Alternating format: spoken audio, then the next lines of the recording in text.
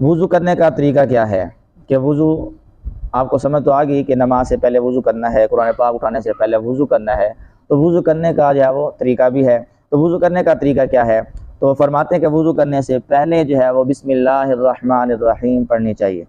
बिस्मिल्लाह पढ़ें और बिस्मिल्लाह पढ़ कर फिर क्या करना है, अगर आपके पास मिसवाक है तो आप मिसवाक करें। मिसवाक करना सुन्नत रसूल है, ठीक है ना। इसमें बेशुमार बहुत सारी बीमारियों का जो है वो इलाज है मिसवाक के अंदर। कि अगर बंदा मिसवाक करता है पाबंदी के साथ तो अल्लाह तबारक व तआला उसको बहुत सारी बीमारियों से महफूज कर देता है, बहुत सारी महफूज बीमारियों से वो बच जाता है अगर वो मिसवाक पर हमेशगी करता है। तो मिसवाक करें। अगर मिसवाक ना हो, हर वक्त मिसवाक नहीं होता, जिनकी आदत होती है मिसवाक रखने की जेब में तो वो मिसवाक रखते हैं, जिनकी आदत नहीं होती तो उनके पास हर वक्त मिसवाक नहीं होता। अगर मिसवाक है तो मिसवाक इस्तेमाल कर लें। अगर मिसवाक नहीं है तो मिसवाक के साथ जो मकसद क्या था, दांतों को साफ़ करना, मुंह की सफाई करना। अगर आपके पास मिसवाक नहीं है तो फिर हाथ की उंगली के साथ जो है वो दांतों पर उंगली मारें ताकि दांत जो है वो साफ़ हो जाए। अगर दांतों में कहीं आगे पीछे कोई चीज़ जो है वो खाया पिया खाना वगैरह कोई चीज़ है तो वो जो है वो निकल जाए और दांत जो है हमारे क्या हो जाए, साफ़ हो जाए। तो मकसद था साफ़ करना। तो फिर अगर मिसवाक नहीं है तो हाथ की उंगली भी इस्तेमाल कर सकते हैं। फिर दोनों हाथों को गिट्टू तक 3 मरतबा धोना, ठीक है ना। हमने बिस्मिल्लाह पढ़ के वज़ू शुरू किया है तो मिसवाक किया, तो मिसवाक करने के बाद अब क्या करना है कि दोनों हाथों को गिट्टू तक, ये गिट्टे हैं तो दोनों हाथों को गिट्टू तक जो है वो क्या कर लेना है, धोना है। और धोते वक्त एहतियात पहले ही करनी है कि हम पानी जो है वो पहले सीधे हाथ पर है, उसके बाद जो है वो उल्टे पास आता है, क्योंकि हर अच्छा काम की इब्तदा जो है वो सीधी साइड से, सीधी तरफ से जो है वो की जाती है। तो इसीलिए जब हाथ धोएंगे, हमारा सीधा हाथ भी है उल्टा हाथ भी है, तो पहले हम सीधे हाथ पे पानी डालेंगे, उसके बाद उल्टे हाथ पर, उसके बाद हम दोनों को जो है वो अच्छी तरह धो लेंगे, ठीक है ना। और वज़ू धोते बाद ये इस तरह कभी खिलाल वगैरह जो है वो कर लेना चाहिए, चाहे कोई भी करवट, कोई भी जगह जो है वो जहाँ उंगलियों के बगल वगैरह इस तरह की कोई चीज़ जो है वो रह ना जाए, ठीक है ना। पानी अच्छी तरह जो है वो पहुँच जाए। जब आपने 3 मरतबा हाथ जो है वो धो लिए, उसके बाद फिर क्या करना है, उसके बाद आपने 3 मरतबा जो है वो कुली करनी है। 3 मरतबा क्या करते हैं, कुली करते हैं कि सीधे हाथ में पानी लेंगे और मुंह में डालेंगे और पानी को जो है वो हर तरफ जो है वो मुंह के अंदर घुमाएंगे और घुमाने के बाद जो है वो उसको फिर बाहर निकाल लेंगे। तो इस तरह कितनी दफ़ा करना है, 3 दफ़ा। और उसके बाद जब 3 दफ़ा हमने जो है वो कुली कर ली तो फिर हमने क्या करना है, 3 मरतबा नाक साफ़ करना है, नाक में पानी देनी है, ठीक है ना। पानी लेंगे और नाक में पानी देंगे, ठीक है।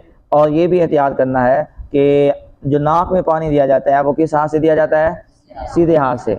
हमने मुंह में पानी देना है वो भी सीधे हाथ से देना है और नाक में जो पानी देना है वो भी सीधे हाथ से देना है। बाद लोग या वो क्या करते हैं कि कुल्ली तो सीधे हाथ से करते हैं और नाक में जब पानी डालते हैं उल्टे हाथ से डालते हैं।